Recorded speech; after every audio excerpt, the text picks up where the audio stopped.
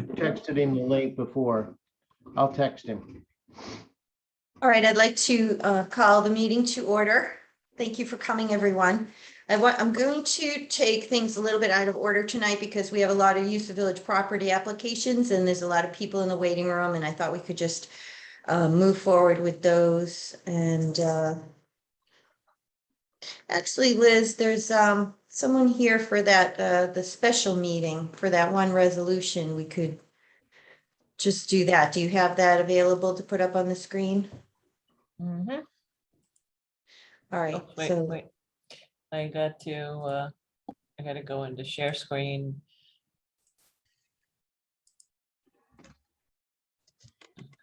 Yeah, So it's normally a work session tonight, but we scheduled a special meeting so we could also pass this resolution, scheduling a public hearing for the March meeting.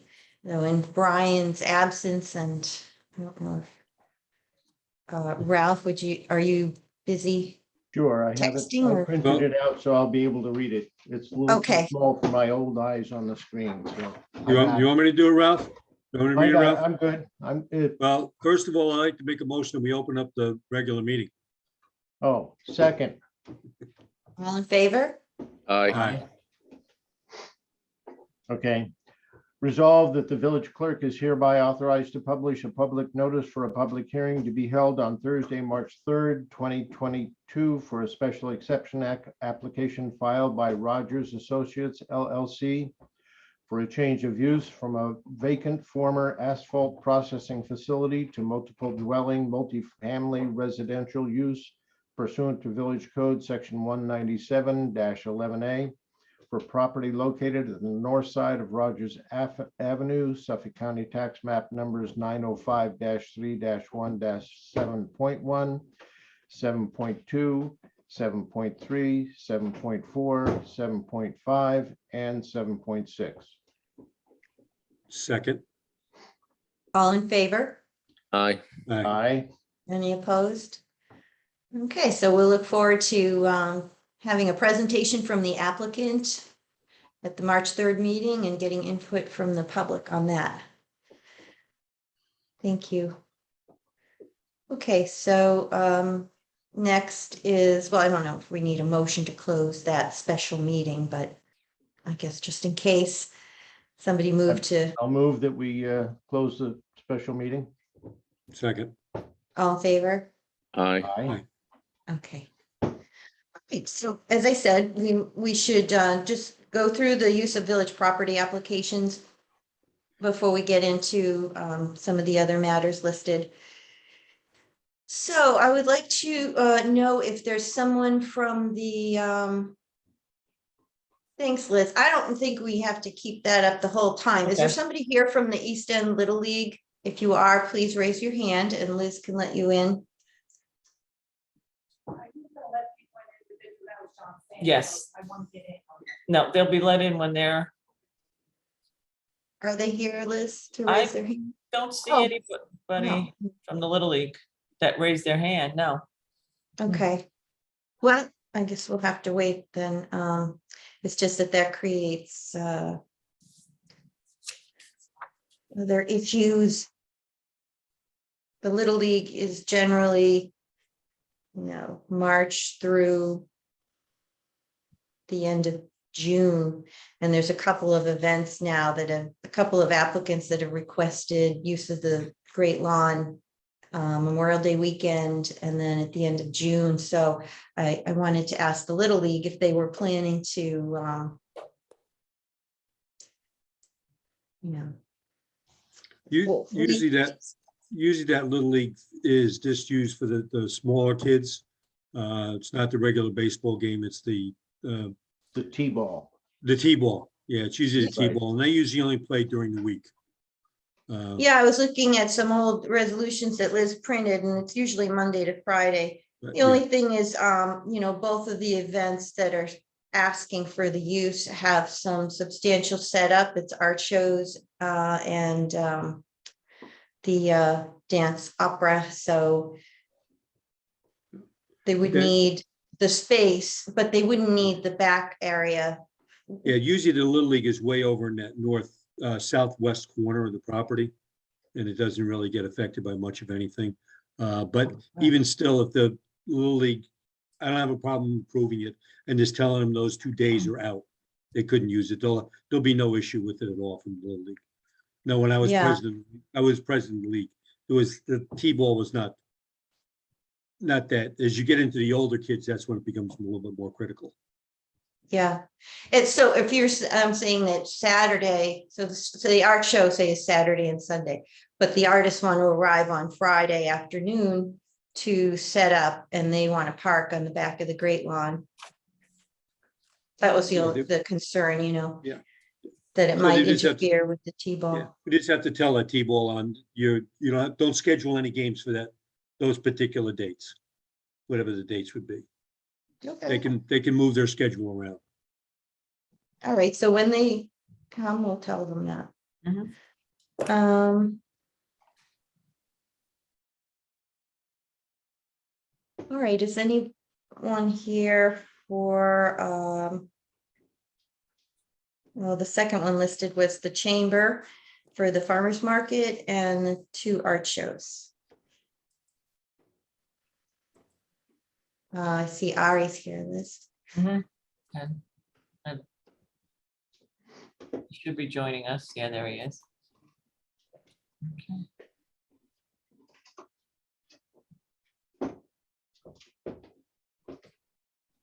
Hello. Hi. Hi. Hi, Ari. First, on the last topic, on Friday, when the artists are setting up, they don't need the back area where they play T-ball anyway. It's on doing the show when On Saturday and and Sunday, when people come to the show, they park there. The artists won't have a problem getting it. They pull their trucks up right to where the booths are, which is closer to Main Street And to then- set up. and they unload. And they unload, and then Okay, oh, that's good to know. and actually, we have application in for 3 art shows. Oh, right, that's right. I was just thinking about the Great Lawn, but you're right. Okay, Oh. so the first 2 on the Great Lawn. The first one is Memorial Day. It's a show that we've been doing for the last approximately 30 years. We have artists come in, we charge a fee for them, and we use that money to fund our things we do to help the village. This year, it was brought to our attention that there was another application for the same date. They didn't realize we did it because the last 2 years with COVID, we didn't have that one event. Yeah. We spoke. We would be more than happy to split the field in half, with each of us getting part of Main Street and do a joint art show with them for that first one. And we had a meeting with St. Mark's, and I believe that Diane is on. Oh, she yeah. said she'd be joining, and so she was happy to share the space and That's excellent. Liz, could you let Diane Stewart in, please? Okay. I'm glad you both all coordinated, because I did speak with Diane about this. We want everybody to be able to have their event, but there's only so many times that the Great Lawn can get used.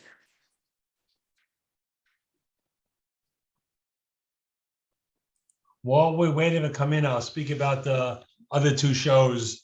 We have another one in the first weekend in August, also on the Great Lawn. That we'd be doing alone. That one we've been doing for about 50 years. And then Come on. we have one more show in October.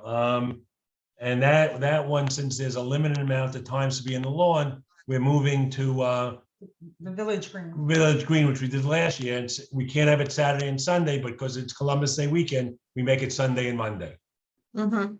That makes sense. And you've got the farmer's market, right, this year? Right. Yes. The other application is for the farmer's market, and it'll be the same thing it has been in the last, since it moved to the green. So it'll be the same thing like last year. The map will be the same. We're going to keep the same number of participants as not to have any problems with parking and unloading where the circle is.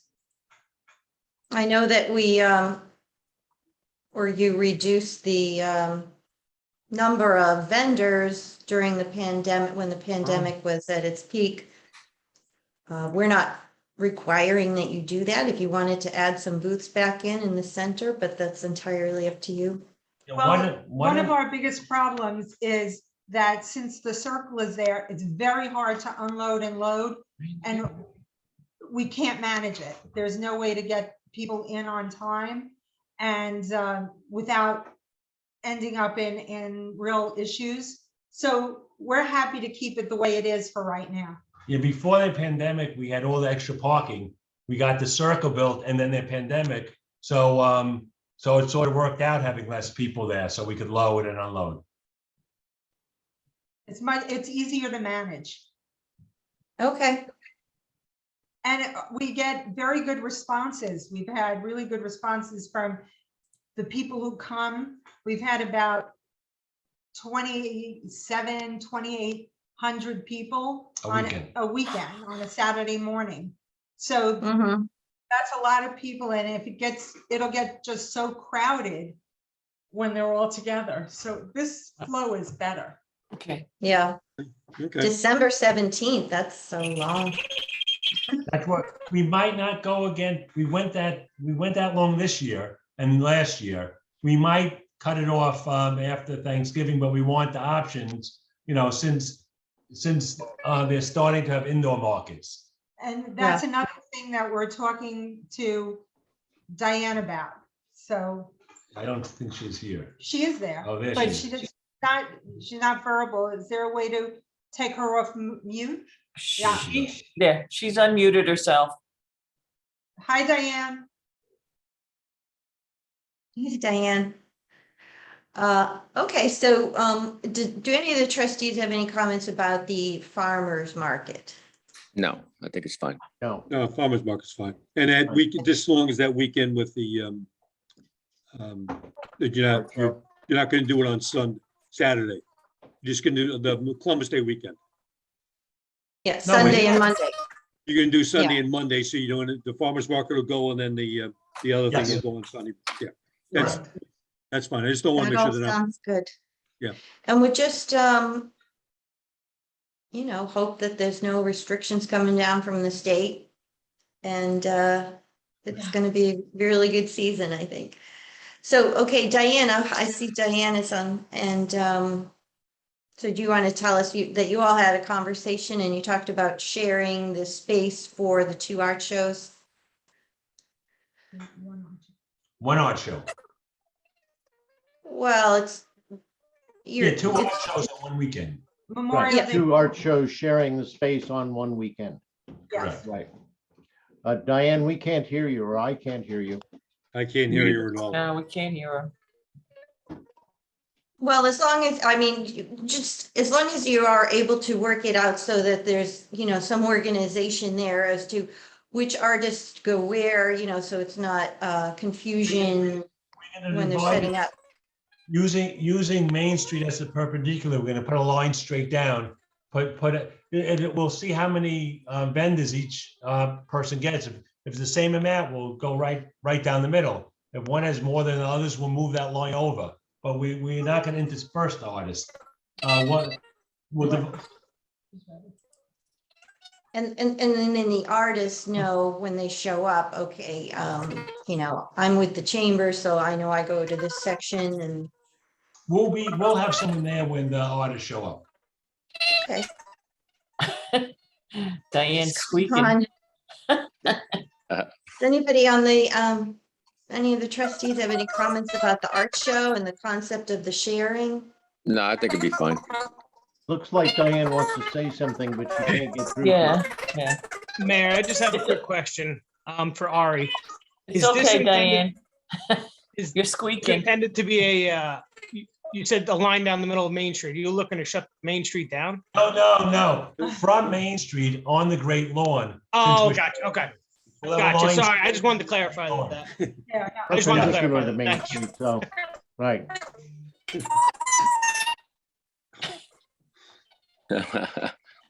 Well, Okay, next. There's gonna be parking though on the back of the Great Lawn for these events. There needs to be some barricades to prevent the cars from coming up to the front. Yes. Yes, She's, Yeah. she, So is that Um, something that you've provided previously or coordinated with the DPW? I don't recall. you always coordinate with Matthew. Yeah, they usually reach out to me and just give me a sketch of what they need and it works out fine for all of us. I Okay. think while we're on the Good. subject of the barricades, it's come to our attention that in the past, sometimes people just move the barricades at their own will and whim. So once we put up the barricades, the concept is to cable them together so that they aren't movable without moving like 5 or 6 of them at the same time, and still leave access for pedestrians between the parking area and the event area. But that's something we can work out with Matt, I think. It seems like it'll be easy enough to prevent the cars driving. Did everyone hear me or no? Yes. I heard we you. got you out. Yep. Okay, because I'm still getting some squeakies coming through too, Yes, and it's not my dog. Okay, hopefully that's fixed.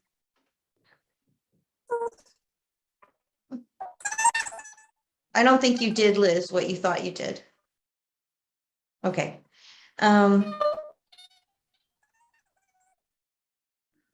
Liz, you're on mute too.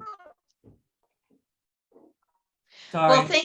thank you, Ari and Diane. Diane, I know that we're having trouble with your Yeah. communication, so if you want to call me tomorrow, feel free and we can talk. I think you're having trouble with your system, so. She has a problem. Mhm, You're saying, it sounds like It she has sounds an like issue. she says she has a problem. I mhm. think that's what she just said. yeah. Okay, Okay, All right, Diane, I'll call you right after we get off. And then if I can, I'll get back on and let you know if there's a problem. Yeah, if Diane has something to say, we'll raise our hand. Okay. So we can come back in and tell you what Diane said. okay. Okay, does that work? Mhm, that works. that Yeah. works. Oh, yeah, okay. Because St. Mark's also had the Paragon Art Show for Labor Day weekend, same thing that they usually do. Right. So They do that. They I do that imagine it's all themselves. gonna be the same as That's- last time, but And there's Yeah. no problem with the art show and Yeah, the Labor Day show, they do themselves. The Mhm. chamber doesn't do anything. They put the application in and they're gonna do it just like they did it last year. okay. We'll call Diane and then we'll get back to you. Thank you, Marlene. Okay, Um, all right, Thanks. thank you. Thank you. Bye. Bye. So, all right, let's go up to, Mayor, Bill Yeah. Dawson's here for the Little League. You want me to let him in?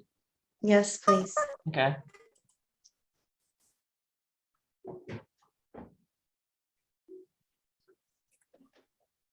You can, Diane and Ari and Marlene, they can go back to, Yep. the attendees. Yep. Thank you. Hi, Bill. unmute, Bill. Hi, good afternoon. Thank you for having me. We were just talking about the event and we're glad you're going to be doing that again with the children this year. Thank you. There was only, did you do it last year or was that Peggy? Yes, Change. yes, this is my second year as president. All right, so all the same rules still apply where we asked for, I don't know, marking out the areas. Does anybody even remember what we did last year? Yeah, There you was- can leave some things in place over the week. The snow fence and the benches and things like that. We just So you're had doing the one- same, Sorry, we just have the one conflict on the one weekend when there's gonna be an art show, but I don't think you play on the weekends much, do you? No, we don't, unless it's like a coach or two practices, or they're trying to do a makeup game, but usually not. Which is the conflict date? It's Memorial Day weekend. And June, wait a minute. June 26th and June 23rd, those 2 weekends, there's June shows. 26th June 26th and June 23rd. I don't know if those are Saturdays, but Those weeks in, their games, there's just things on Yes. Saturday. And there might be Okay. some traffic on Friday evening, going in there, loading and, setting up. So I'm sorry, it was the 26th and the 23rd. Those can't be, those aren't, one of them is a weekend, but the other one is. No, Friday, June 24th would be Okay. the setup for the Historical Society. Okay. And then. oh, I was looking at July, sorry. Okay. And then Friday, May 27th is the setup for an art show. Friday, May 27th. Okay. Can I ask you, with the Memorial Day setup, usually that's probably sort of like in the middle of our season. Do we have to remove the snow fencing that we have? Is it going to occupy all of that space? Do we need to take everything down and then re-put it up? Or can we leave it up and just make sure we don't schedule anything? I I- thought we could work around it with the parking in the rear, just have people park around it, but I see the chief wants to say something. I think it all depends on how many attendees are at that art show, how many cars are gonna be parked on that lawn. I think they just said, about 2,100 people they get through on a Saturday, I think is what they said. So if that's the case, That was the farmer's market they were talking about. That was the farmer's market. Yeah. I think it all depends on maybe just how many people are gonna come through there on that weekend. Because I know typically we enter, we make that left into the Great Lawn, and we don't take up anything in terms of the snow fencing to, the closer towards Main Street. So Yeah. everything, 50% of the way over to Main Street is never occupied. It's the 50% over. Yeah, you're in that southwest corner. Yes, so we've typically had either 3 or 4 setups, depending on how many teams we have. It looks like it may even be 4 because it's the largest number we've had, which is terrific. But I guess what we can do is, if it's okay with you, we'll set it up as we normally do for the April part of the season. And if for some reason, you learn, or in your inspection, you say, oh no, we need more space, take that stuff down. Obviously, we'll work with you. Yeah. Because I think what you Thank could you. do, Bill, is you wouldn't have to, you could just leave it there curled up in the corner and then put it right. You wouldn't have to store it anywhere else. Very It's just a good. matter, because it's just a matter of how big parking. If you have 4 fields now, it's going to take up a lot of space. Understood. So Yeah. I'll just. You might not have to take them all down. Okay, so you'll get back to me and let me know. Well, what needs to we'll be see taken how down? it goes during the season. We'll have to swing down there and see how it is. Terrific. You may Thank know you. that couple days beforehand about what it's going to be. Okay, I can make sure I'll get myself and a couple, folks down there, and we'll do whatever you need us to do. Thanks for your cooperation, trying to, Right, thank you you. know, The art accommodate vendors don't everybody. know- They really Understood. don't know how many art vendors they're gonna have either, so it's all in flux Yeah. as of now. Sure, Yeah. Thank you. we'll just keep in touch about it. I appreciate it. You're allowing us to use this, the space. Thank you for helping out the kids that way. You're welcome. Flexibility. Yes, Yeah. absolutely. Much appreciated. All right. Do you need me Did around you have any anymore? other questions? Nope, I we're don't good. think so, unless anyone has any questions for Bill. Nope. Thank you, Bill. Thank you Good so to much. see We you. appreciate it. Yeah. Bye-bye. Take it easy, Bill. All right, back to the top, musical mime. I see Stephen Colucci's here. Liz, could you let him in, please?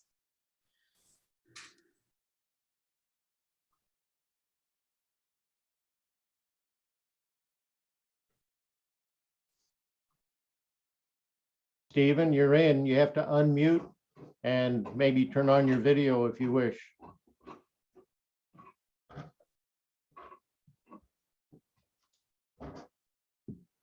Stephen, are you there? Let me text him as Yeah, well. I'm here. Oh, Okay, hi, Stephen. Hold on just a second. All right. Just a Yep. second. Hey, There that you worked. go. Can you hear me? And see? me? yes, we can. Okay, great. See you and hear you. Hi. Hi. So we see you've got your application in for July 26th to the 30th. That includes setup and breakdown. Yes, So the event would be Friday night and Saturday night, the 29th and 30th. yes. Oh, boy. Okay. All right, we just need, a little bit more information from you to complete the application, which I'm sure you're aware from prior years, and Maureen will help you, like the indemnification and the insurance. And there were, as you know, some issues with the parking last year, and we thought it could be rectified if we just had the barricades go straight across, parallel to Main Street behind the stage. That's my thought. In a North more of fixed- the yeah, driveway. In a more fixed position with leaving areas for pedestrian access only during the performances, so we don't have vehicles driving into the audience area. So may cable the barricades together as well to prevent people from moving them. Yeah, what did you think about that, Matthew? Is that something we can do, or? I actually was looking into new barricades. They're called bike rack barricades. They're aluminum. You see them at concerts and stuff like that. They're expensive, and I don't know how quickly we could get them, but it was one of the things we started looking at. We could try to cable them. I don't know if that'll be the easiest thing to do. It's definitely not impossible. And we could just secure them with wood too. Again, I'd have to look at it because it's quite a stretch, but I don't think either of those are very difficult to accomplish, so. Yeah, I think that's good. We'll look into that. Maybe you can tell us, the costs of the other barricades. It's just, so that was really, to me, that was the biggest concern last year, was just that the barricades weren't preventing the vehicles from coming forward. So if we had the barricades perpendicular to Potunk, and just north of the driveway, that should solve that. And then there was also a question about the porta potties and being in areas that weren't lit, and the ground is not completely level on the Great Lawn, so that needs to be addressed also. And at the parking, Stephen, you're gonna need probably 2 people to go in there to control that parking in there, because everything was a unorganized mess there last year. Right, I mean, Maybe to direct traffic. yeah. Right, I got that. I got that. And with the lighting, what I thought was 2 things. One is have the lights over the porta potty right on it. And the other thing I'm thinking of doing, I got to see if it could work, is just sliding up the whole parking lot for the beginning with the big, a construction type of light. But when they work, contractors work at Yeah. night, and light the whole parking lot up. And when the show begins, take it black. And then, during intermission, light it up again. Yeah, that's possible. I know we did arrange, we were able to, I think, get the fire department to do that for us for the fireworks. I think, didn't that happen, Chief? The fire department gave us one of those big lights. Not to say we can.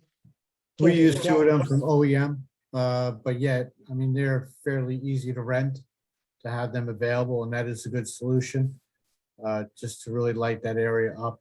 We don't want to see anyone trip and fall or anything like that, so. Right, so I'm gonna find out from the porta potty company how bright the candle, the lighting level is on over each one. And if that doesn't work, then we'll go the other way, or maybe we'll Yeah. do both. It's a good idea, having the, That's what I was thinking. otherwise, it's a great event. Everybody loves it, and we're so glad you're, continuing to provide it to the community. All right. I'm getting a lot of support, that's why. I mean, That's good. not the support. Catching on. Huh. Anybody So, have any questions? Or Stephen, do you have any questions? No, I think, I mean, this is the 4th season we've done it, so we're getting pretty close to knowing what we're doing. I think the guest, it's growing in numbers, which is nice. And a lot of people are coming. A lot of people in the community are now making money from it, and it's developing to be something. Do you know who you're gonna bring in for the talent this year? Yes, it was just agreed upon today is Melba Moore will be coming. Do you know who she is? Sure. Right, Melba Moore. And it's called David Parsons Dance Company. David Parsons, and he's considered, you know, he was a star of American Ballet Theater, all the big companies. So he's coming, and Melba Moore. And I hope that Melba draws a big crowd. So we're very lucky to have her come. Yeah, absolutely. I mean, she's considered, you know, she was the biggest female star of the 70s. We don't want to say how old we are, but she was the biggest star, Careful. female star. She paved the road for Whitney Houston. So it's going to be good. And she's going to do a lot of Broadway hits that she sang on Broadway, like from Hair and the American Songbook. So it should be great. Sounds Yeah, good. nice.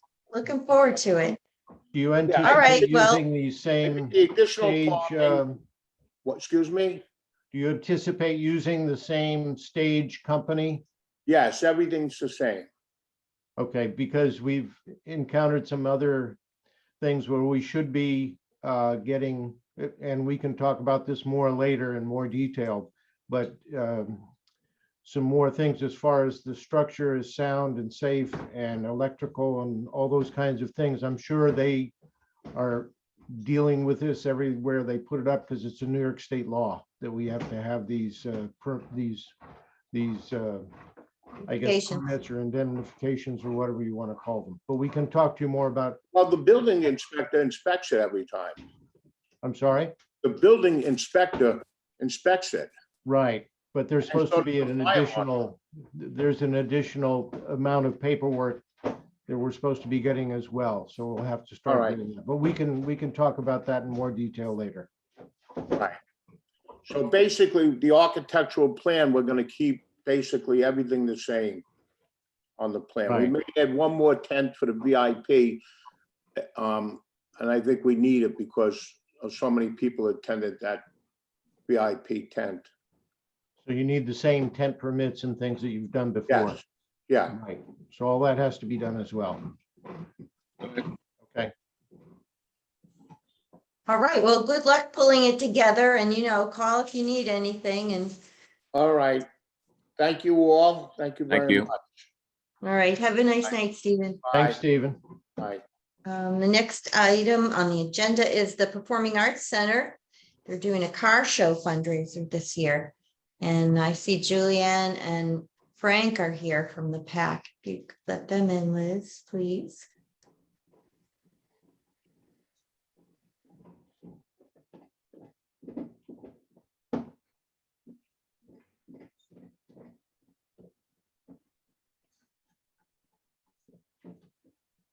Hi, Frank. Hi, Frank. Evening. I think Julianne is also on. We as- saw her coming in, but Okay. Hi, Also- everyone. Hi. there she is. You may Hi. have Christine Alford as well.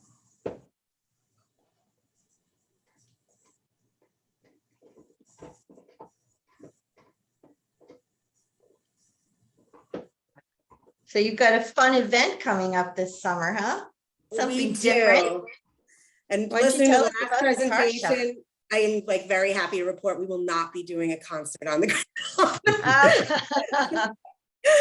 We're out of that business this summer. Yeah, well, So, that's but good. Back in your beautiful Performing Arts Center. We're so excited. We're so excited. But we had this idea, and I don't know if everyone remembers, but we did actually present this idea and had it approved in, I think, winter of 2020, before everything fell apart. So this is a car show. It's a fundraiser. It's going to run on July 23rd, which is where we also have Jay Leno performing at the theater in the evening. So everyone would arrive around 9 a.m. in the morning, place the cars on the Great Lawn. So nothing's overnight. In other words, this is just a one-day sufficient event. And we are planning on being finished with the event by 4 p.m. So again, 9 to 11, the entrance would arrive, place their cars on the Great Lawn. This would all be coordinated by someone that we're paying who understands how car shows are supposed to categories, etc. So that'll be seamless. From 11 a.m. to 4 p.m., it will be open to the public. So the idea is that people pay a fee to show their cars, and they pay per car that they show. And then the public can enter for a nominal fee. And when they enter, we are planning on having food trucks so people can come, and like food and drink would be included in the price of their ticket, and they can enjoy the cars for the day. And then we would have an award ceremony around 3:45 p.m. And we, like I said, we'd be wrapped up by 4. And then hopefully people would head over to the performance of Jay Leno in the evening. And then you would want to have the back half of the Great Lawn for parking for visitors, right? Yes. Shouldn't That shouldn't looks be a great. problem. Yeah, it Looks shouldn't fun. be a problem. The only thing that's gonna affect it is gonna be if we get a lot of rain. Those Yeah. guys they're not gonna want to put their cars in that Great Lawn with all the mud. I know. We just do anti-rain dances, and we lucked. Okay, all right. If you have one that works, fine, just let it go. Good.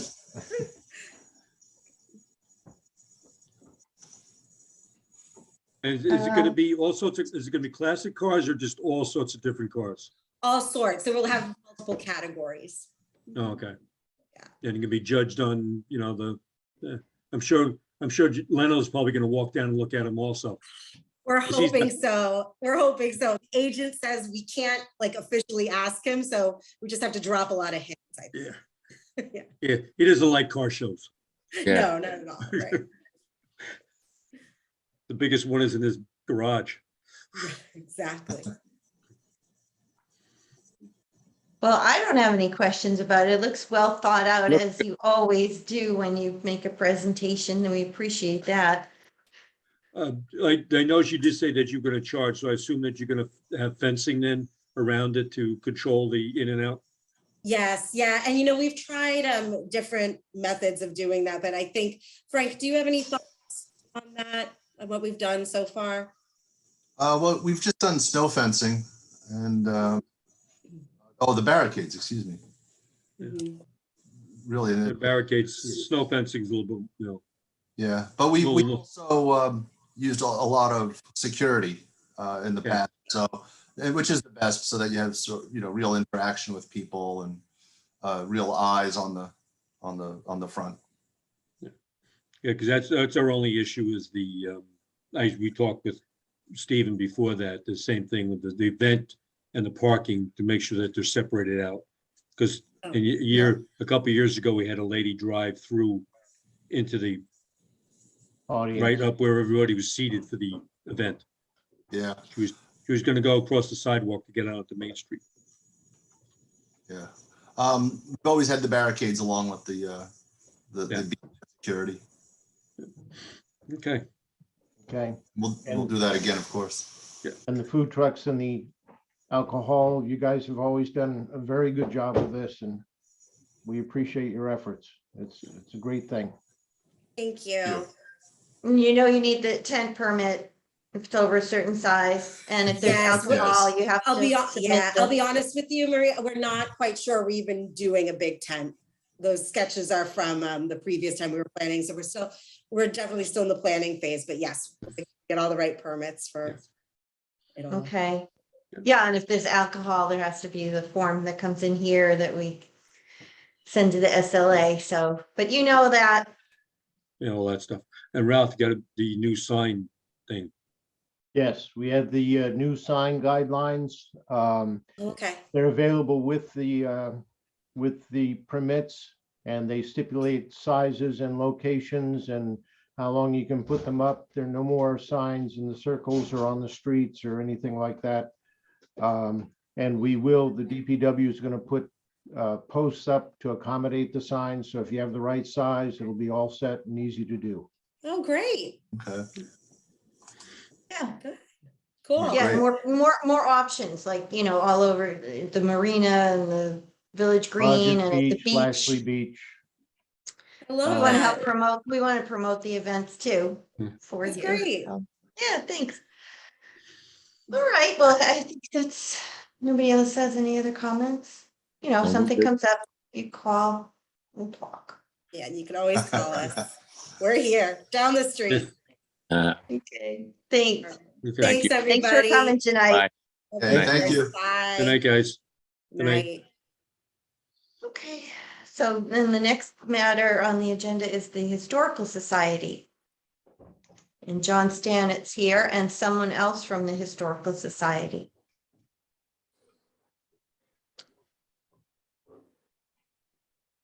Just John Stannett. Ari's back. He might want to say something.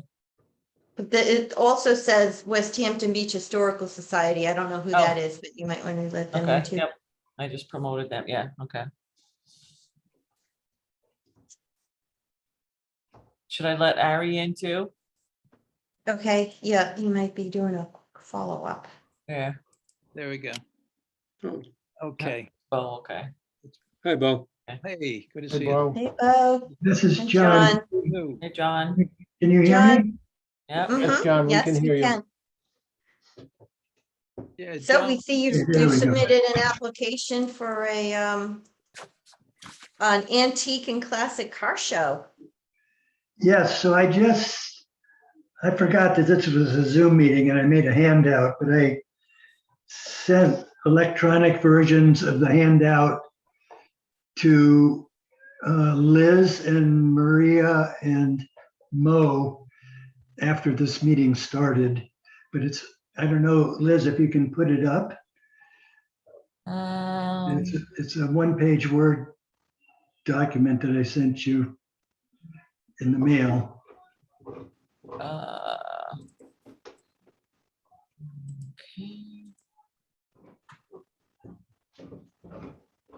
All right, so June 25th, that's a Saturday. right? With the rain date of June 26th, and the time is going to be between 10 a.m. and 5 p.m. Okay.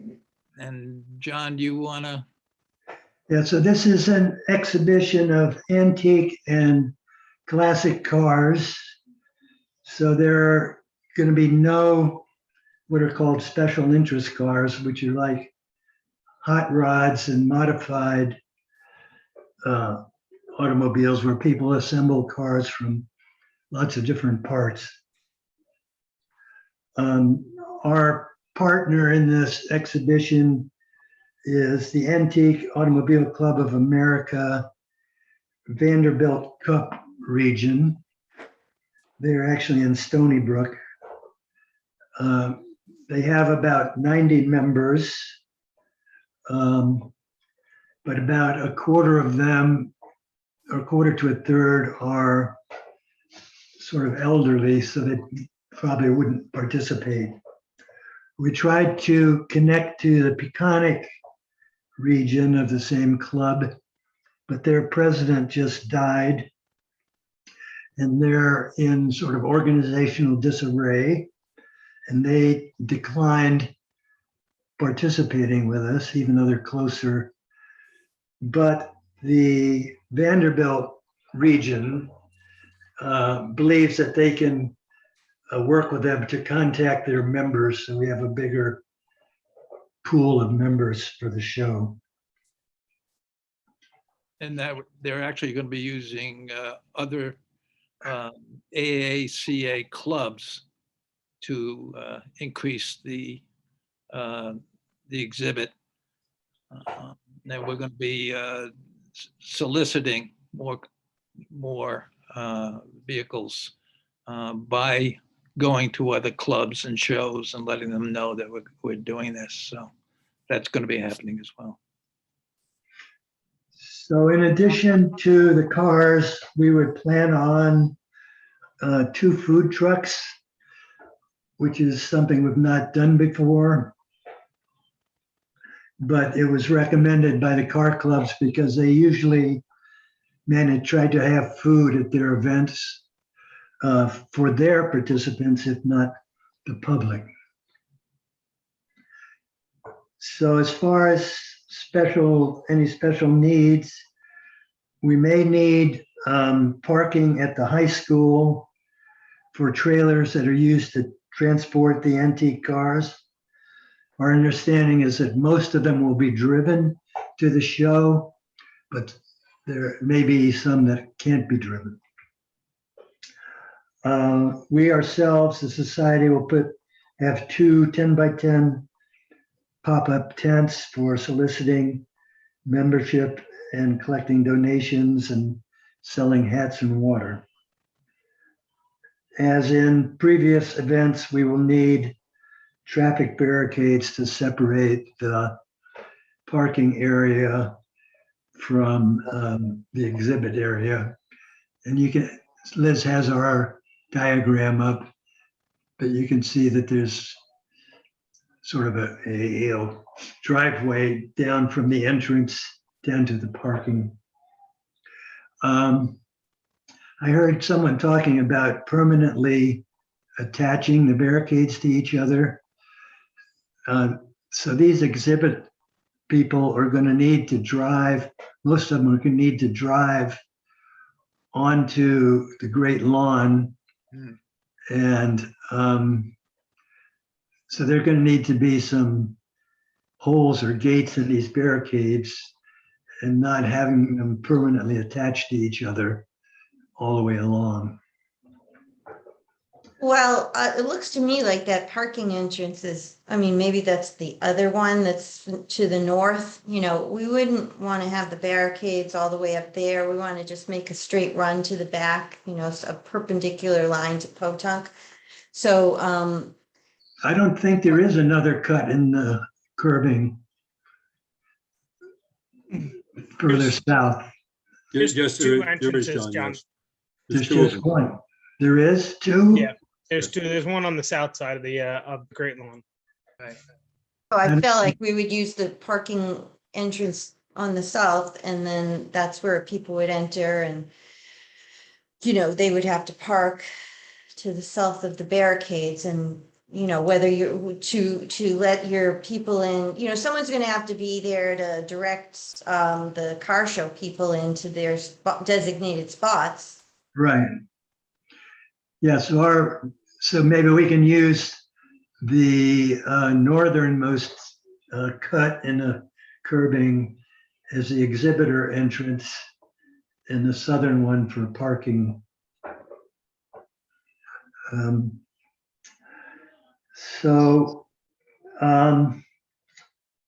We would provide porta potties.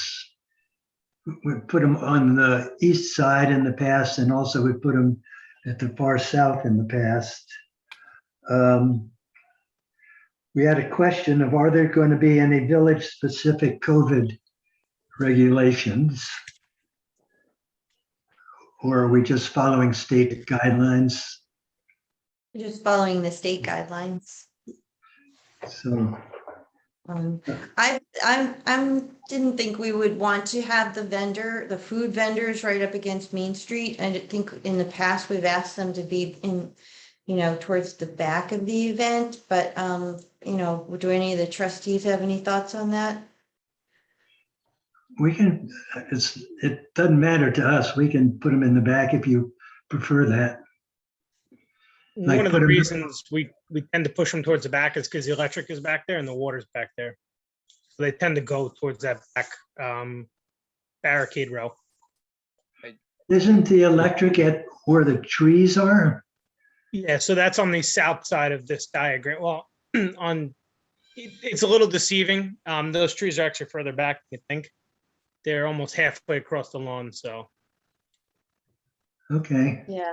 I mean, it doesn't matter if you want to have it interspersed, you know, in the middle and towards the back. We just didn't like it right up on the main street because it's, you know, Yeah, we can, distracting for the other restaurants. I think we can, it's just a matter of changing the drawing at this point. I Which think is all that stuff can be worked out to be, Correct. on the site. You look at the site again and you can see that how you can lay it out. Yeah, And it's probably better to have your event more visible from Main Street and Potuck, because passerbys will see it and then be attracted to it if you know, rather than a food truck or whatever. yeah. Right.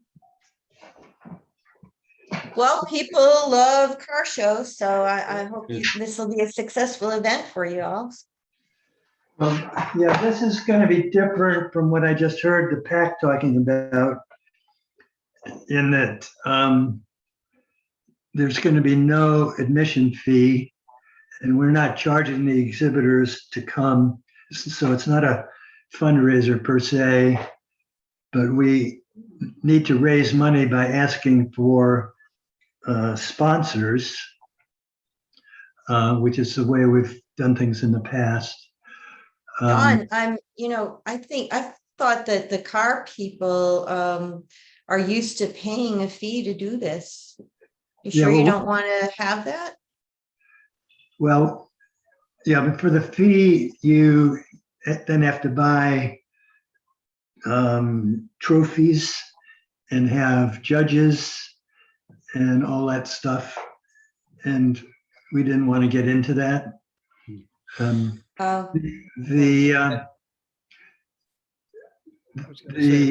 talked to the president of the car club, and she's happy with this. So I do have questions about your new signage requirements.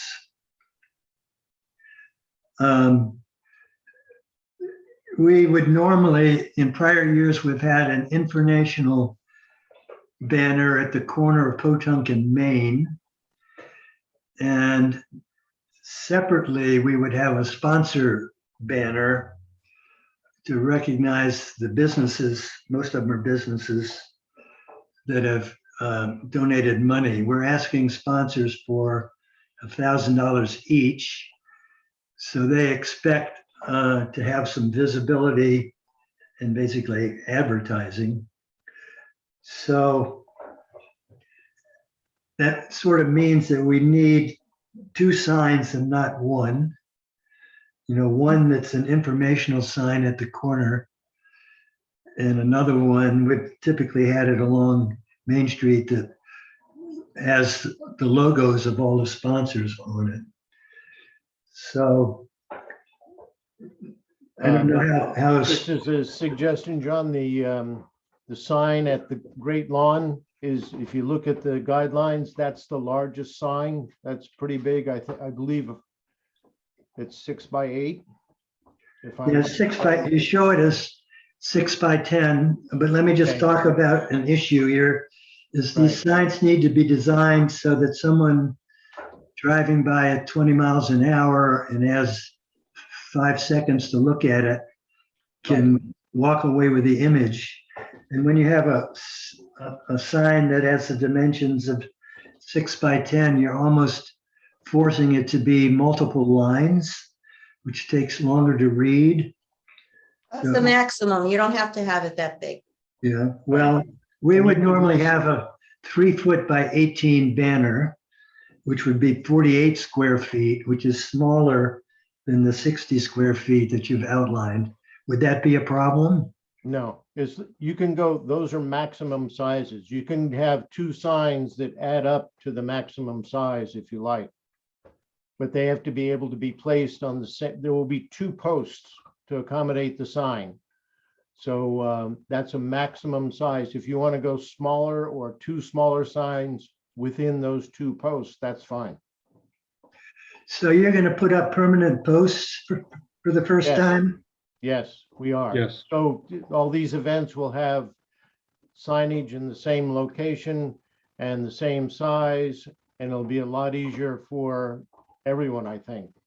Because the posts will have eyelets in them, you just tie the signs to the eyelets in the posts and you're done. So. But you know, I think that John, what he might be saying is the big sign on the corner is for advertising for people who drive by to see it, to know that, oh, next weekend is the car show, we want to be there. But that they would also want a sign on the Great Lawn on the day of the event reflecting the names of the sponsors. Is that Right. what you're? That's right. That's what we're And saying. I don't think that would, I mean, me personally, I don't think that would be a problem just on the day of the event on the location, but. So you do have the option of having a sign with all the sponsors listed. And you could put it at Rogers Beach, the sign that lists all the sponsors, or another location is the marina, or at the green if it's available. So these signs are available at different locations. You could have the sponsors and actually put it for 1 week at Rogers Beach, put it another week at the green if it's available. So it gets a lot of exposure that way. And then Yeah, I think we'd still prefer to have a sponsor sign at the event, even though we like. that yes, then move suggestion. it to the event for the event day. Yeah, You can move it around in there. There's flexibility if the area is not already taken by another event that's happening. okay. We can work this out, John. It's, Yeah, I'm sure we can work that out. So. Yeah, I mean, you have all these other locations at the beach and right. wherever to put up signs. And as one person told me, the signs really don't count much anymore. It's the media, the mass media counts a lot more than signage. You can put up a lot of signs and Yeah. not reach as many people as you do through mass media. So if you do things, I hate to put any burden on the library, but the library has a terrific outreach for these kinds of community events. Yeah. Well, we usually connect to the library. But I would, Steve Colucci usually has a large sponsor sign also. He will not anymore have those. That's one of the things that precipitated this sign guidelines, to be honest. Really? He had some very large signs that were very awkward to put up, and he had some signs that he was not able to display because he admittedly didn't think about it ahead of time. He had a couple of 20 by 40 foot signs that were just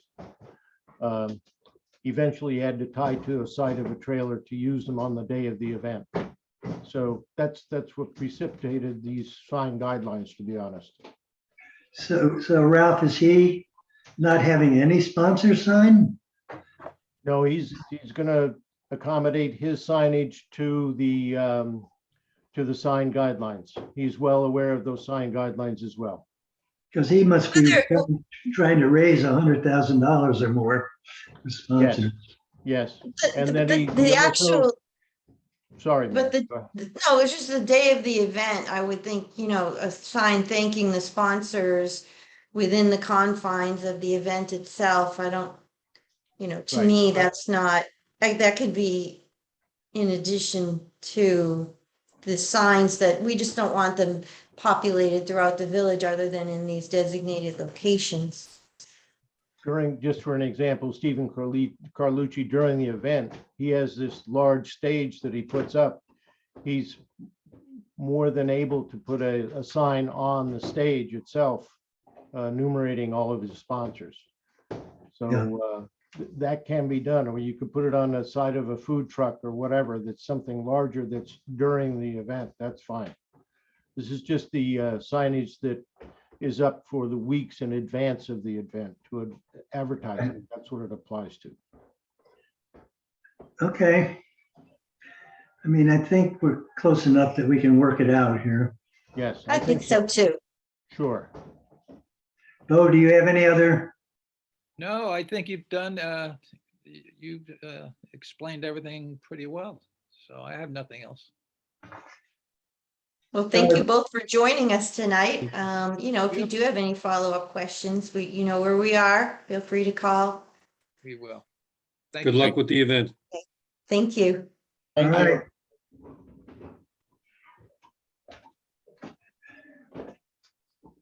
Okay, so, Ari, sorry, Ari and Marlene.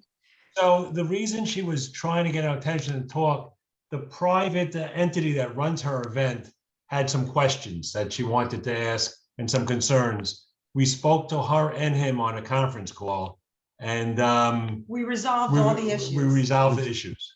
So I we're gonna love be, it. we're gonna share, and so we're all looking forward to it, and we would just appreciate all your help. Well, thank you. Okay. Glad you were able to do that Yeah. behind the scenes. Get that worked Okay. out. Thank you. Thank Bye, you. All guys. right, thank you Thank both. you. Bye. Bye.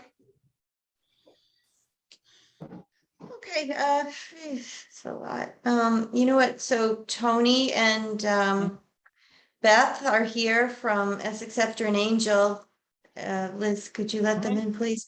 Yep. I don't want to keep them waiting, even though we had a couple little things on the agenda first, but let's, let's let them talk to us about this new law regarding the seasonal rental registry. Hello. Hi. Hello. Hello. What I know about it just is that the law came out that you couldn't, landlords or property owners cannot require more than 1 month rent up front, and that created a problem for a lot of the owners out here that had seasonal rentals for 3 months, and I know that Fred Thiel was able to get something done so that now the homeowners can get the rent for the summer up front, but the villages in town have to have a registry. Yeah, so, and nobody did. Not one of the villages or towns had the kind of registry that would actually qualify for this code. So anybody wants to participate in that and give the landlords the option to join the registry and then collect more than 1 month rent, we're going to have to amend the code to allow that to work. And so I think when we started looking at the code, we figured now would be a pretty good time to just take a broader look at it and ask you all to think about if there are things that you might want us to do in the meantime and make it a little bit more useful as a rental code as opposed to what we have, which is a pretty weak version. Weak meaning just not, there's not much to our rental permit code. Yeah. So the one issue is, we want to be able to allow the property owners to permit the rentals and collect the rent for the 3 months instead of getting it 1 month at a time. And I read somewhere that you had to have this registry where we would have to obtain copies of the rental agreements and know the length of the tenancy and the identity of the tenants and proof that they have a permanent residence elsewhere. Correct. So I know you prepared a chart for us and spreadsheets and questionnaires. So why don't I stop talking and you talk us through what you have? all right, well, I guess the first part is, thinking about as long as you have decided you do want to go forward with the type of registry that would allow people to take advantage of the law that was just passed. Really, the question is, what other things might you want to change? I don't know. We kind of created that table to show you what other towns are doing, what other villages are doing. Well, does the And law require us to do certain things with the registry? I mean, what is the registry gonna entail? well, you're going to be required to, you're going to have to collect the leases. That's an absolute requirement of the law. I don't think anybody wants the details of that kind of thing getting out there. So either we're going to have to talk about it being not subject to FOIL, or we'll only collect leases with redacted information. Like, we don't want to know how much someone is charging in rent. That's an unfair thing to have as a public record. So, Streamlined. I mean, Best- what's that? I think we keep it streamlined the best we can, you know, and that work the easiest for everybody. Yeah. I mean, Yeah, we'll need the rental agreement, but we could take out anything other than, but we need to know the length of the rental and the identity of the tenants. yeah, and for a lease to qualify, the lease has to have certain language in it that says that the tenant has a place to go at the end of the lease. You know, that's what makes it seasonal tenancy, is that this is really not their permanent residence. So I think that's part of the law's requirement, is just to make sure that the lease actually qualifies for it. But you know, that part of it's not really being done for the village's benefit. It's being done for the landlord's benefit, so that the landlord has the option to register and then essentially get that exemption from the law, or the prohibition against collecting a full season's rent.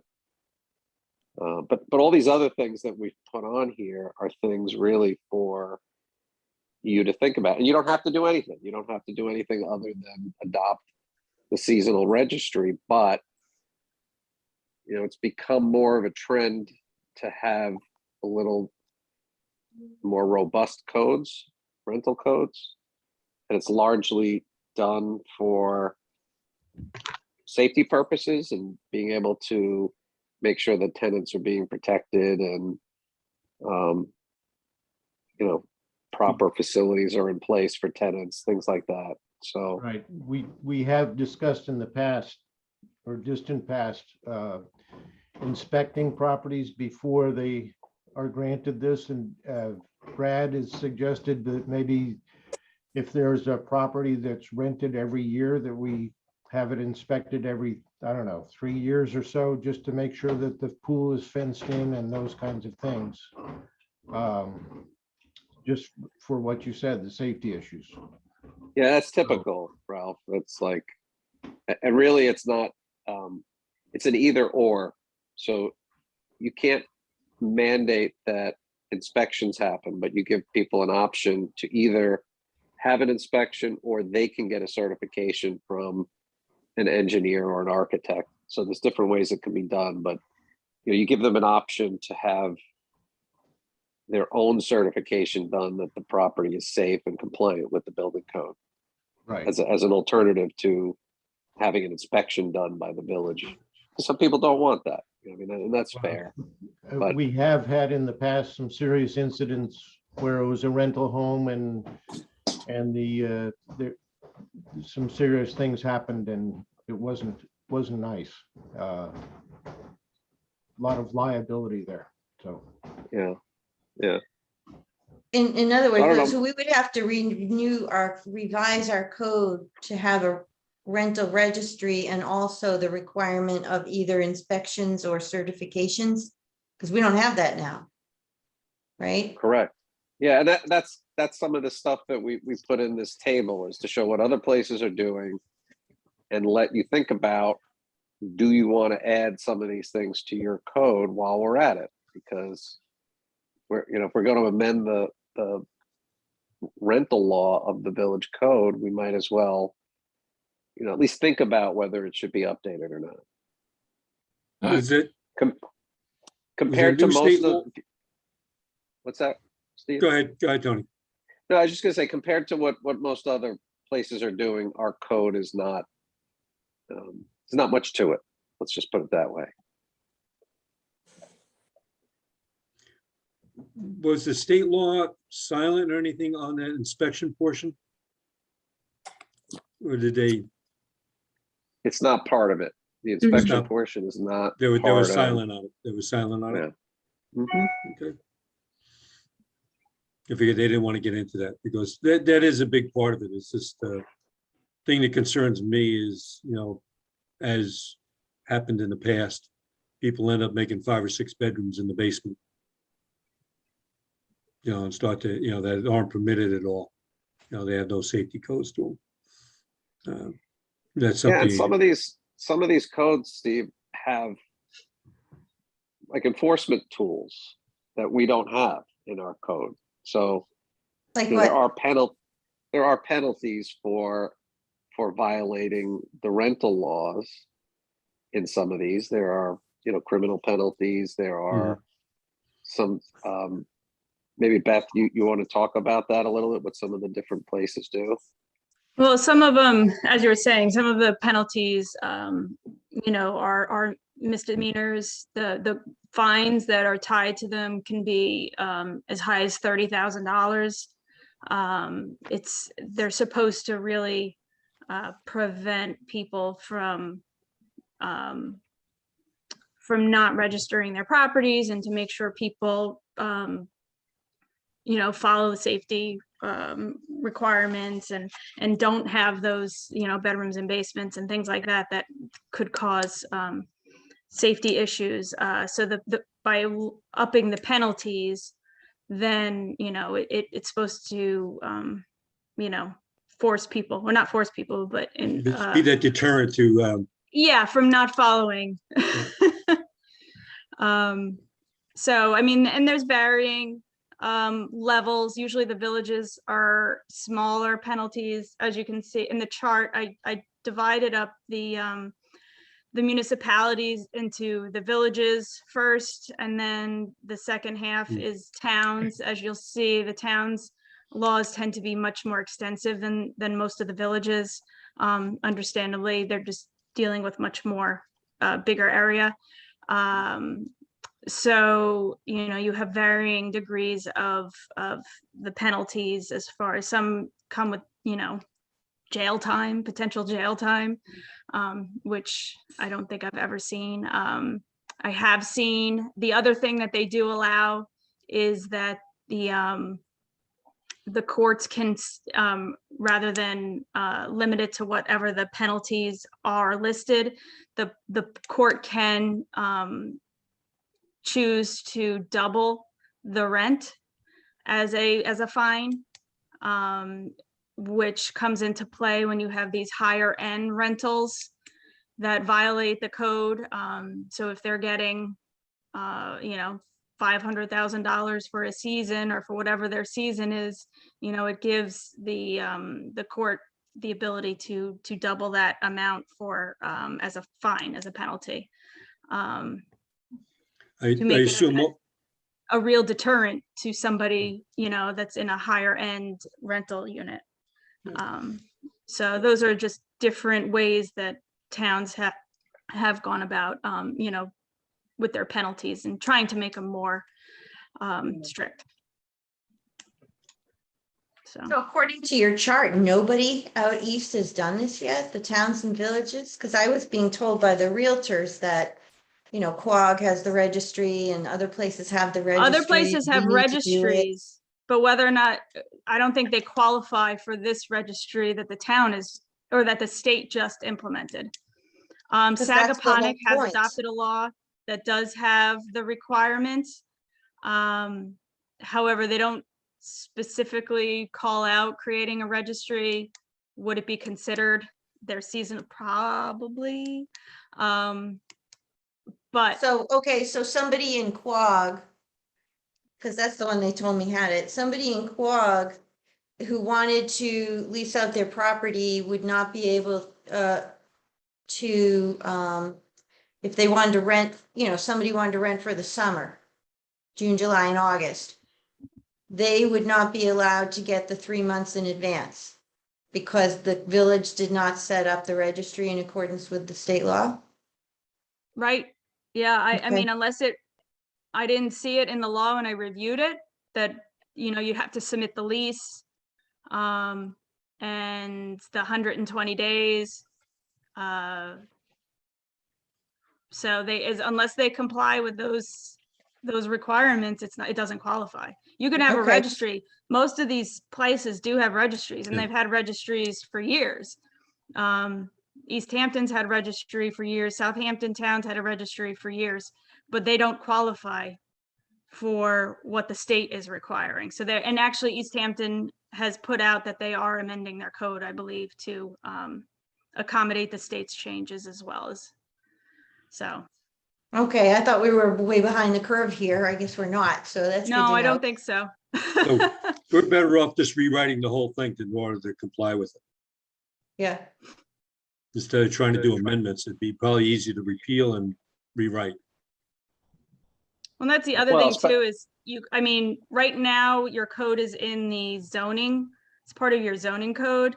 Yeah, Whether or not the board would like to see it as its own chapter is something that we can consider too.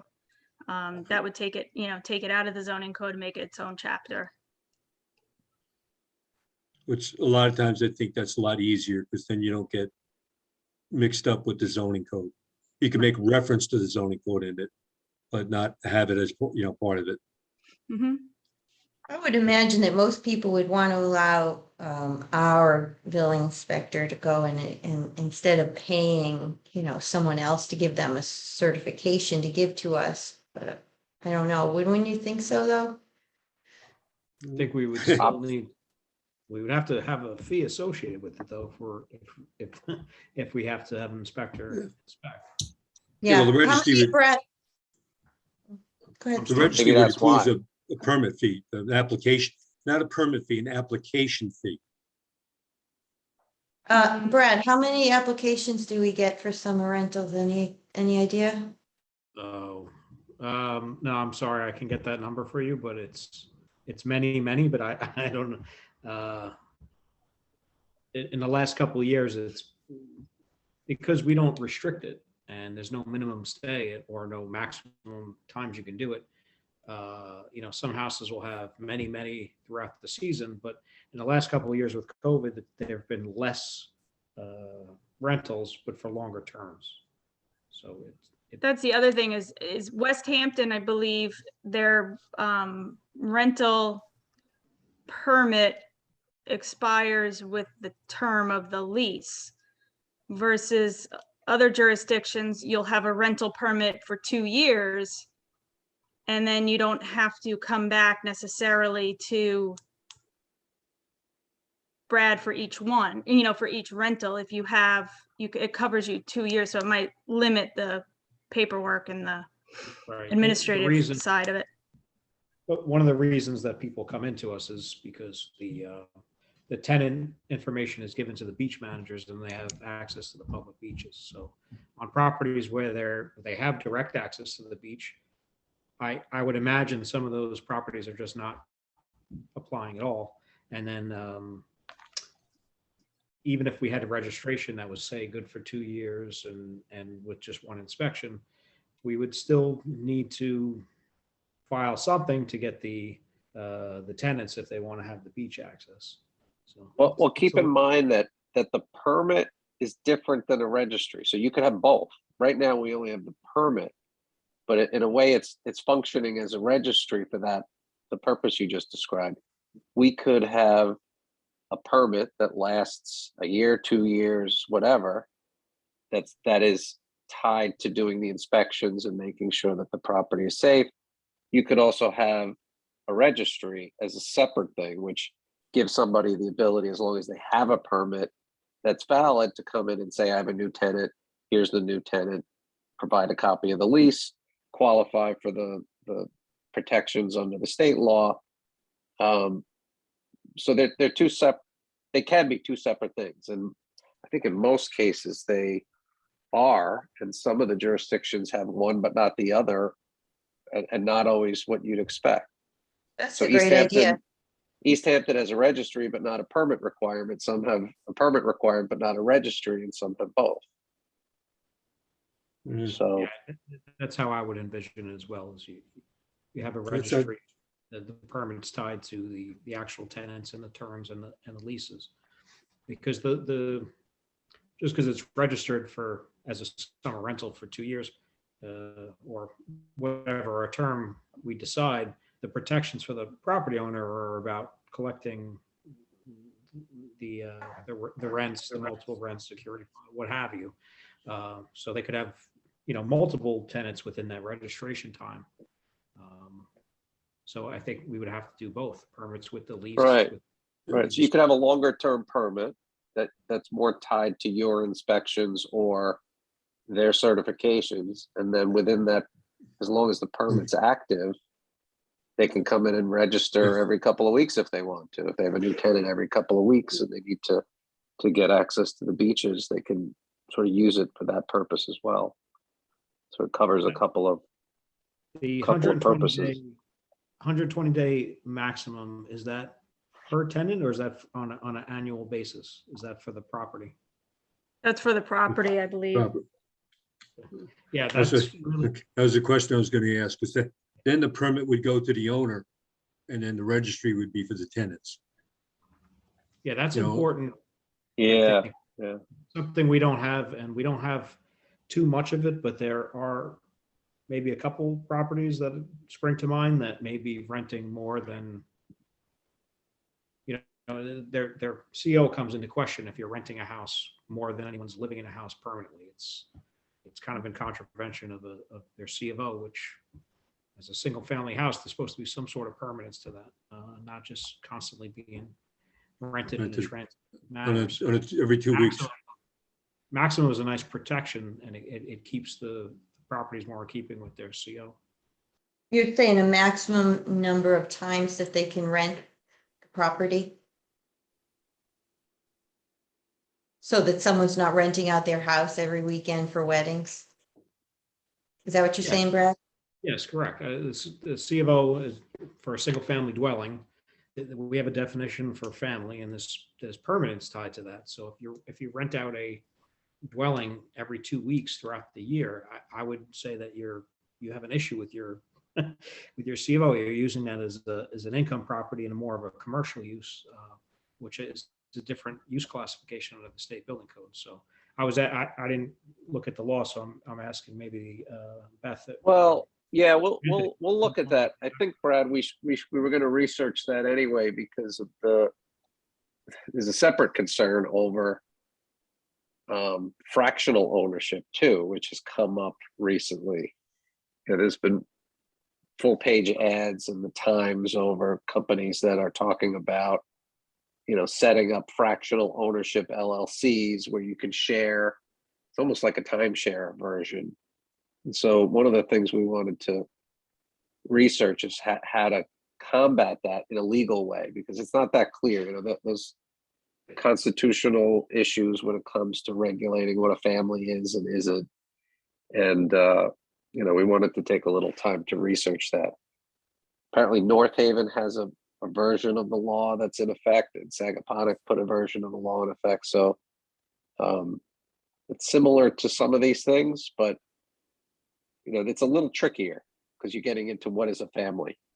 And, there's only so far that government can go into that, measuring what a family is and isn't.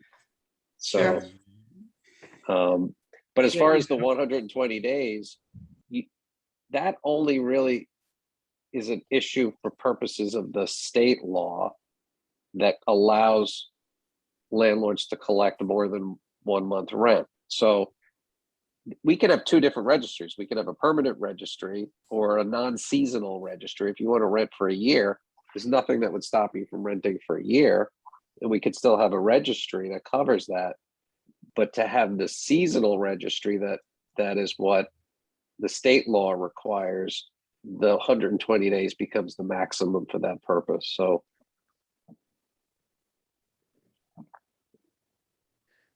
Yeah, it's surprising to me that everybody, all the East End towns and villages, have a 2-week minimum. So nobody can rent a house for a weekend or a week in anywhere except West Hampton Beach, which, we didn't want to limit what people can do with their homes. But of course, by doing that, they've solved the problem of, renting out their houses for weekends repeatedly. Yeah. Well, that's where the whole Airbnb comes into play and those types of concerns. That's where you get into your neighbor concerns and your, what impact does that have on the neighborhood? Now, it's not necessarily a residential neighborhood, maybe it's more of a transient type commercial neighborhood where you have changes in, every weekend, there's different people there, there's multiple cars, there's, what's the impact on the neighbors, the surrounding neighbors by that constant change in tenants and what are the people, how are they investing in the community? And that's always been that argument as far as issues with the home share companies and rentals. And so I think the minimum rental, I think East Hampton's is you're allowed to rent less than 14 days twice within a 6-month period, something like that. Which one is that? I think East Hampton Town, not Yeah, more three than, ti- it's in the 3 second times. column. Yeah, 3 times in the 6-month period. Right. I mean, you Okay, could, that's different. you could accomplish the same protections by just saying you can't rent to more than, you can only rent to one party per 14-day period. And like, you could still rent, by that matter, you could rent out your house for a week if you were just going away for a week. You just couldn't rent your house out the following week. You know what I mean? Does that make sense?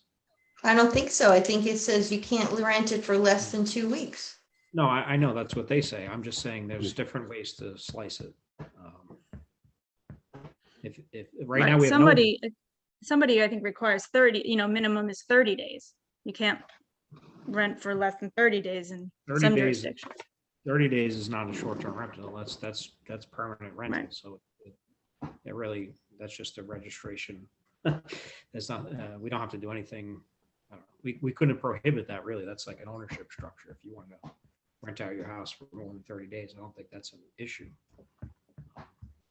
I think we want to also be, we want to be sensitive to not trying to create a solution that's in search of a problem, but at the same time be a little bit ahead of the potential problem. So, I don't know where that balance is. That's something that you guys have to deal with complaints and try to be a little proactive, but you also don't, we're not recommending that you over-regulate something if there really is no problem yet that is in need of that kind of solution. So, well, that's the just- thing. I mean, it's, it promotes tourism, I think, to have places for people to stay when they come to the village. If, a family wanted to come for 1 week or just a long weekend, they can't do that anywhere else, which is, I don't know, it's so restrictive.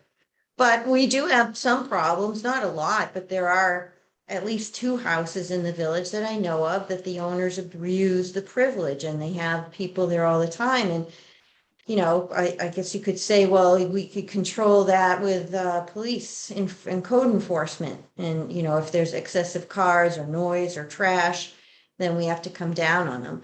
But then, you issue a warning or a violation, and by the time it gets to the point where they have to go to court, the summer's over. And, so I feel like we don't have any real teeth to our enforcement either when people are abusing the rentals.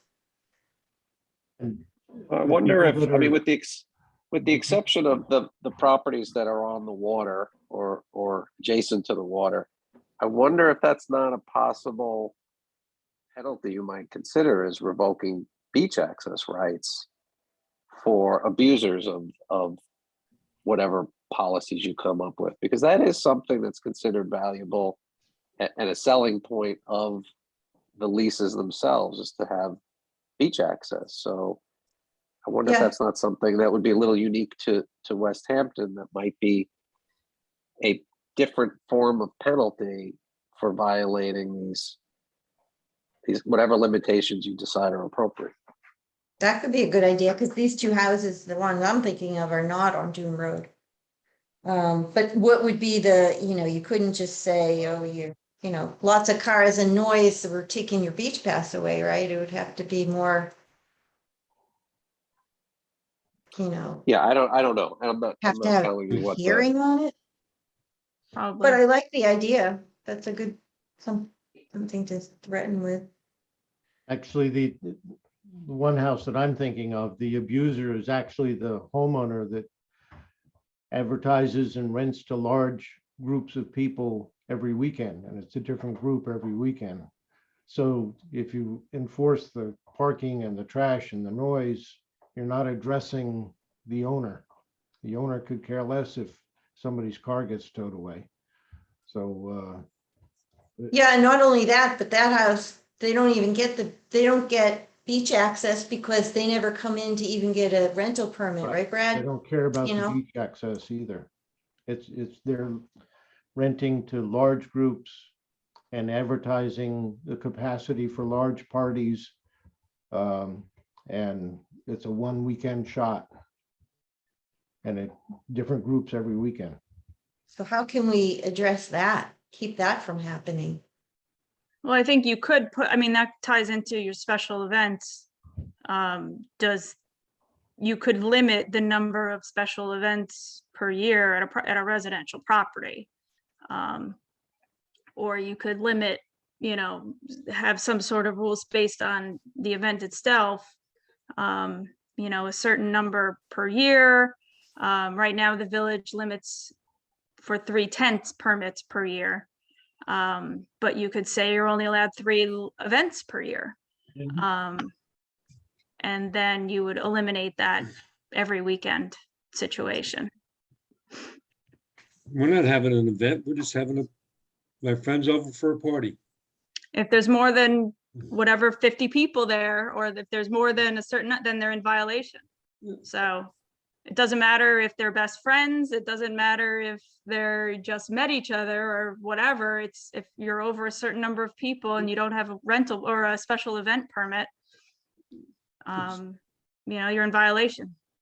Beth, what's the number? How do you come up with that? Is that something that we just decide on our own, or is there a It's pretty, basis for it? 50 seems to be a pretty standard number across municipalities. Our know- code our code made legislative findings that the adoption of the multiple occupancy was citing that there was more than 15 persons in a house. So 15? yeah, that's what our code currently has, and within that multiple occupancy, 19749.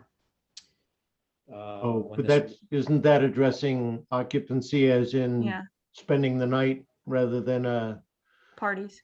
party? Sure. I'm just saying that was the basis the prior board had founded for enacting summer rental permits. So there was some sort of, why these houses all 15 persons in them. That was Right. I think that was addressing the group rental programs that we used to have, which was numbers of college kids getting together and renting a house together and all that. Yes. But some of them would do that for a season. The group would rent the house for the season. So, yeah, but I only bring it up because that's the code right. That's what our summer rental permits are based off of, is that particular chapter article. Just Beth, that this becomes difficult to enforce with that. It's not that easy. Because how do you differentiate between a family that has 50 kids to come over for a birthday party? Well, if they have more than 50 kids over for a birthday party, they need a special event permit. Yeah. I had a special event permit for my kids' party because I knew it was going to be, that was just mainly family. My husband and I both have big families. And so I got a special event permit. And we had a tent. When we got married, we have property, and we got married on this property, and we had a tent up, and we had the tent is usually what brings everything out. The other one's just a regular party in the backyard. But then again, if there's a bunch of kids, nobody's usually going to complain about it. So you're not even going to know about it. Right. I've been on the other side to enforce this stuff, as Steve knows. I do.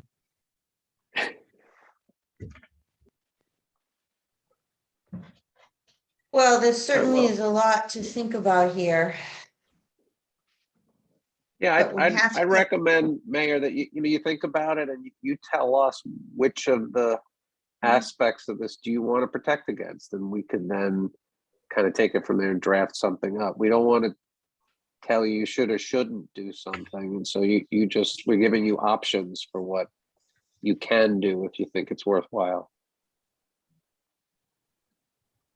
And if you think of problems that you want us to think about, well, what's the solution to this type of problem, then you tell us that too, and we can try to get creative with that. Okay. Hey, Tony and Beth, did you send over that questionnaire? Mm-hmm. Yes. Oh, yeah. Yeah, that's probably a good starting point. Have people think about those points. Right. Do we want to do the minimum? I mean, we did discuss that as a board and we decided against it because we didn't want to have, if somebody wants to earn some money and they wanted to rent their house out for a weekend or, 1 week, we didn't want to be so limiting, but of course, then, there's people that abuse it.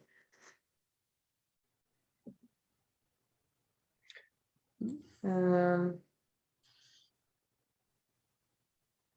I Yeah, I wonder don't if think there's a way to tie, the registry into that. In other words, what if you don't have a lower limit on the duration, but you still have a registry requirement, which would at least, create a legal mechanism for doing a 1 week rental. But there's a little bit more to it. If somebody's got to put a name down for who's the person in charge of this rental, maybe they'll be on better behavior a little bit. But how do you make them, how do we enforce this, I guess, if the people out there renting and they don't come in to us to sign up for the registry? Well, that's why you have to have penalties for it. You have to start somewhere and put some yeah. penalty down for not registering.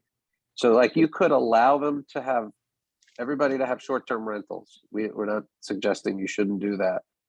But if there's a registry for it, at least it creates a legal way to do it so that if you have Airbnb problems where literally every day somebody new is popping up at a particular house and ruining the neighbors' lives, at least there's a mechanism to say you're not complying with our registry requirements and we don't know who's living there, and you're doing this to run a business instead of have a proper type of single family use.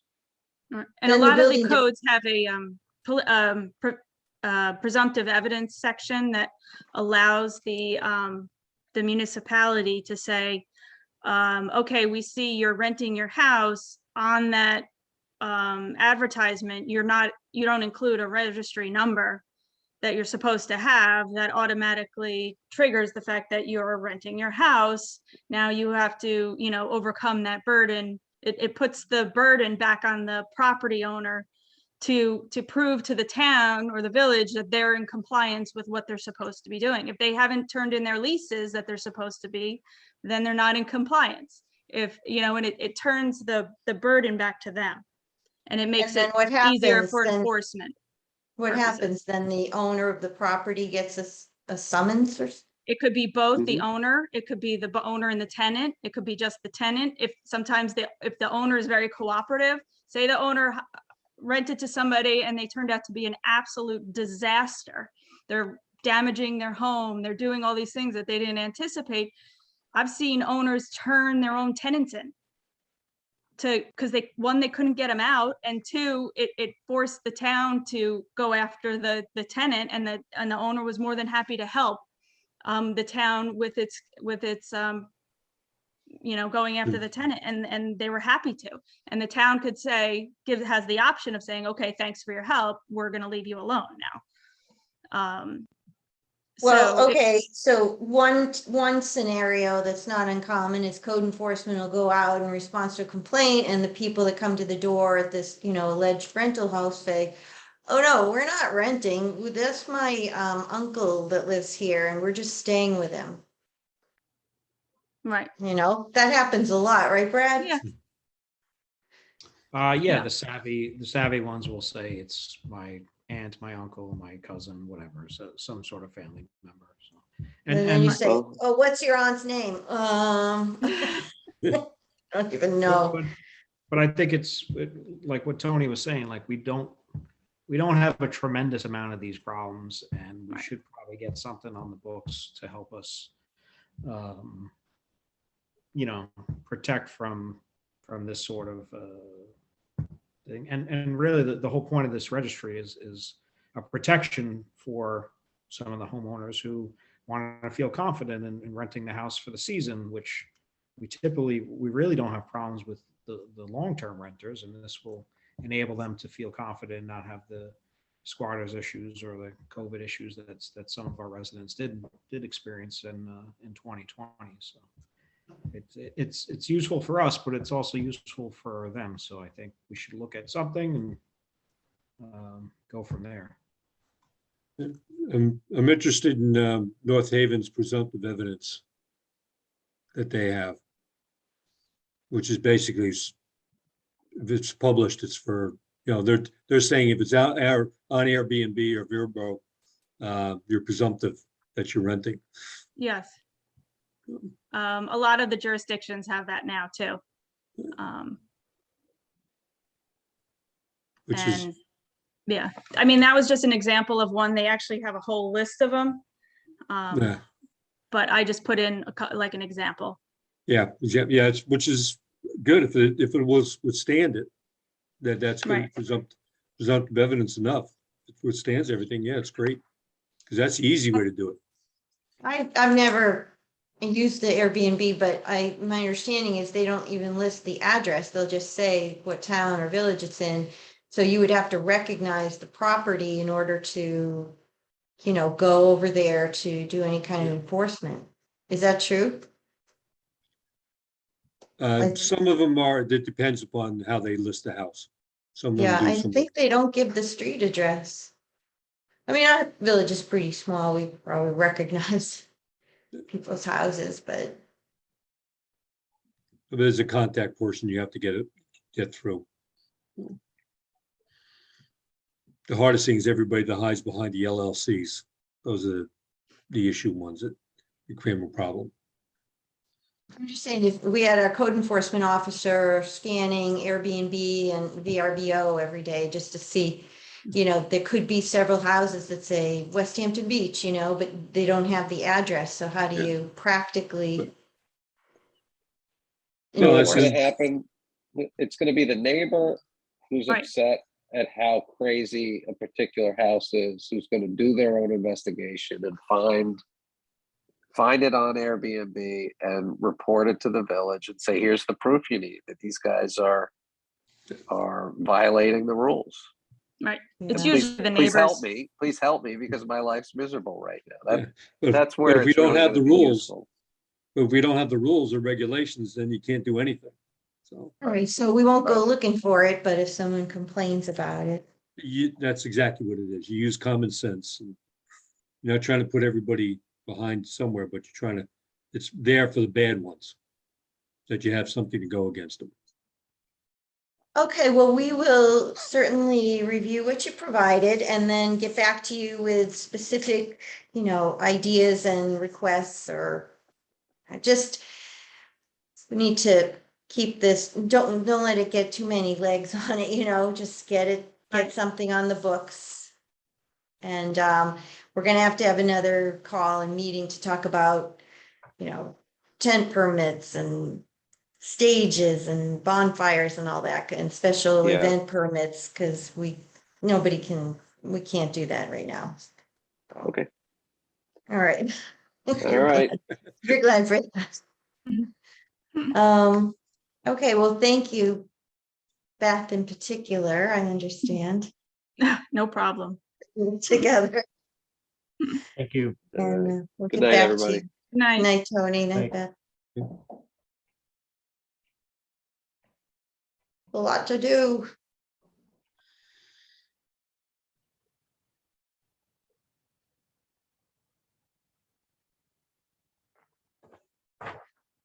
Well, I think everybody's a little What else? What else Worn was on out, the right? agenda? What Well, else there's was on? two things on the agenda. One is a windmill update where I was just going to tell the board that the landmark board in the town said that, you know, they recommended if the town board wanted to allow us to enter into an intermunicipal agreement to landmark this one structure, that they would so the town scheduled a public hearing for March 8th to do that, because we're not eligible for any CPF funding unless the structure is landmarked.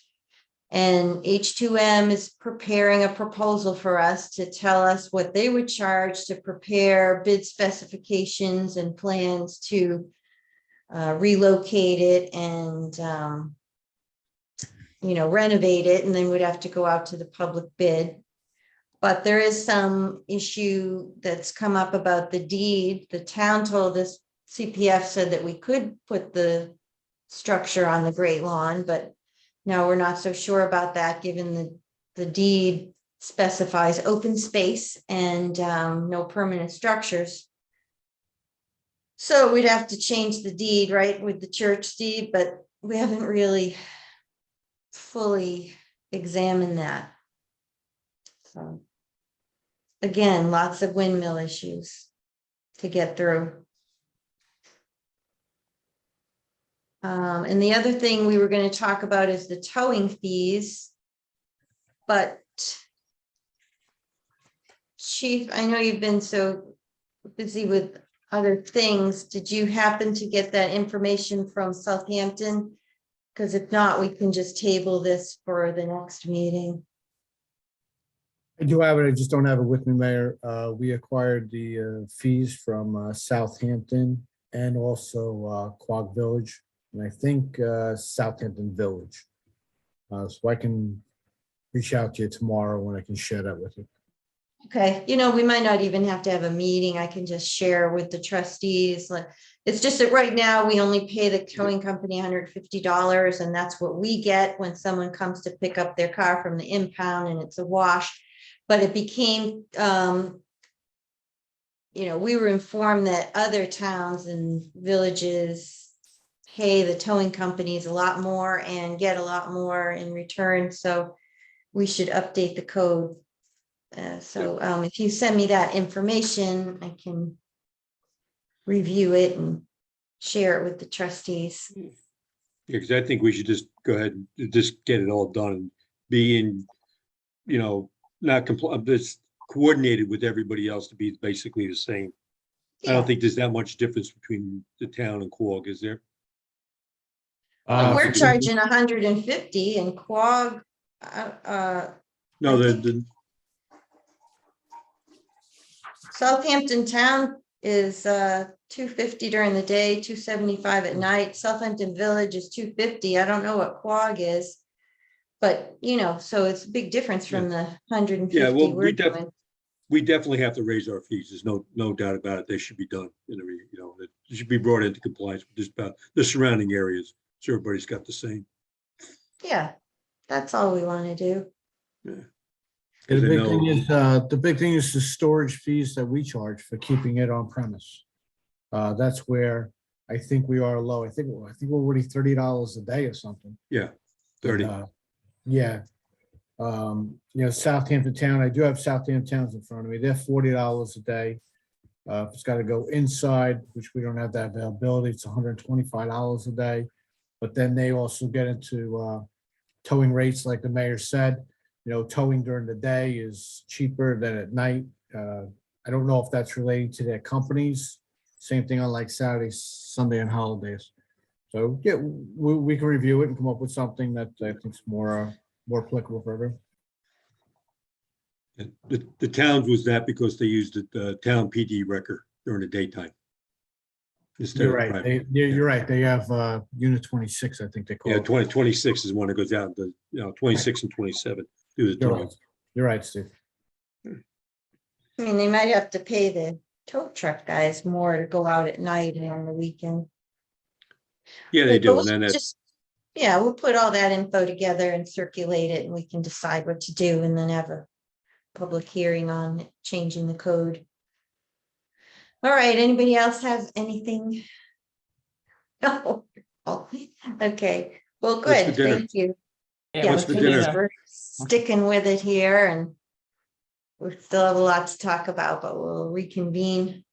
We'll reconvene soon. Do I need a motion to close the meeting, maybe? No, it's a work session. We don't have to Yes. do that. Just a question, are we gonna do the March meeting, the public hearing in Zoom or in person? We advertised it in Zoom, and Oh, okay. you know, we have the authority to do that through March 16th. 16th, yeah, I know, we can go, we can go either way, I was just wondering. But if we already Yeah. advertised it, then we're stuck. Yeah. Okay, well, thanks, everybody. So have a good night, and see you next time. Good night. Thank night. you. Good night.